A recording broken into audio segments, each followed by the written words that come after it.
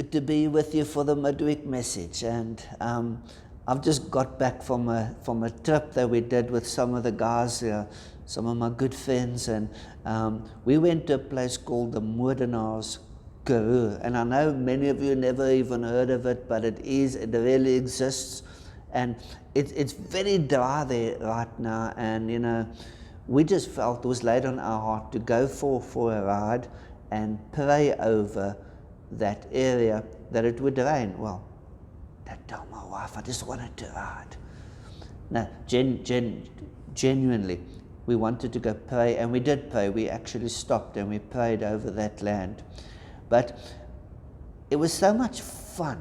It was like really, I love doing dirt. I love discovering new places. I love the fellowship with the guys, and we generally always have a good time. It was exhausting because I do realize I'm not bike fit, and I was taking a bit of strain, but not only me, the others as well, because it was some really tough conditions, but a lot of fun.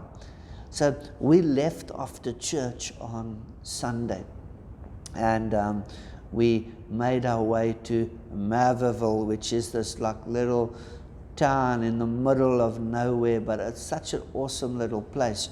And now we get there and we're a little bit hot and a little bit bothered, and you've been eating someone else's dust all day. I was riding at the back and like taking care of the flock, and so you eat up a lot of everyone else's dust. And so you get there and you generally just want to have a glass of cold water or Coke and just chill. And so as we pull in and we stop our bikes, man, out comes Grumpy.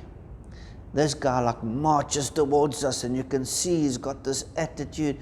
A short little guy, man. He was short and skinny, but I mean, must have been about 60 kilograms of darkness that came towards us. And he says, yeah, well, I'm going to speak English. He said, yes, what you doing here? I'm like, huh? What type of reception is that? I said, we booked in here for the night. He tells me, no, you haven't. I said, yes, I have. I phoned.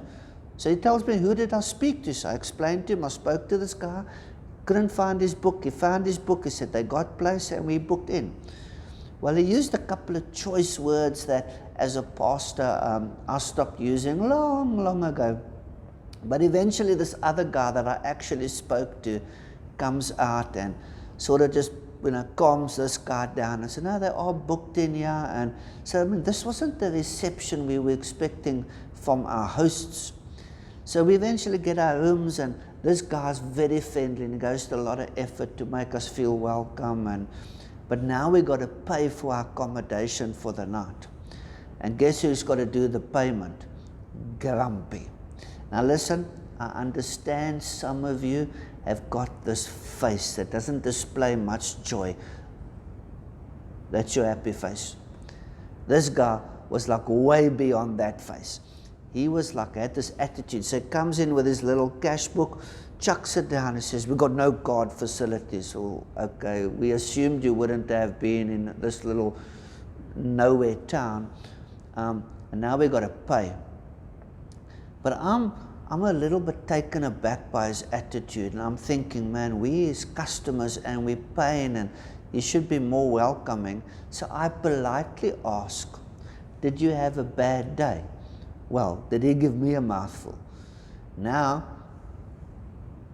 I don't have a lot of patience, but I've got to give my like pastor's little face and everything. But I was like, I was like a bull, elephant bull when the females are in musk. I just wanted to barge right in there and pop him one on the nose. So I just said to him, listen, it's not necessary for you to swear, and it's not necessary for you to talk to us like that. We are your guests. And eventually we get our payment sorted after confusing him and pulling his socks a little bit. And we did offer to pray for him, which he declined in no uncertain terms. But this guy made me think. And now the next day before we depart, we all get together and we were praying. And Gil was busy praying, and he asked, Lord, won't you give this guy joy? And I thought to myself, wow, Joy is an heart condition. It is an expression of something you've received from heaven. It's something that can't be taken from you once you got it. Okay? It should be the way that believers live their life, because joy comes from the Lord. Happiness is circumstantial, and happiness is emotional. It's based on emotions that arise because of a situation. Okay? And happiness is a temporary condition where joy is permanent. And I was thinking to myself, how much more should you and I as believers express joy in our life and handle people in a way that joy is evident? And I spoke into this in the past few weeks, but this situation just brought it home. This guy he was completely out of line, but he probably had reasons for the condition of his heart. But still, the worldly conditions is no excuse for us to be grumpy. It's no excuse for us to treat others as less than. I think we can choose, and we should choose joy, and choose to show joy to the world. And I hope that you give this some thought, and you consider, the difference between happiness and joy, and that you realize joy is a choice. And let's be joyous. Let the joy of the Lord guide us, and let the joy of the Lord, make not only our hearts want to dance, but put a smile on our faces, and let it be felt through the hugs that we give each other. Let us just go out there and be difference makers.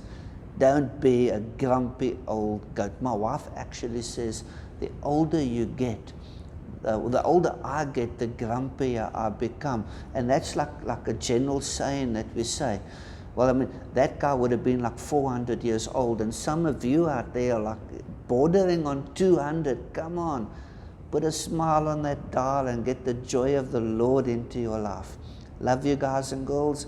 Good to talk to you, and we'll connect in the week. Share this message, please. Others need to know that they can choose joy. Love you. Be well.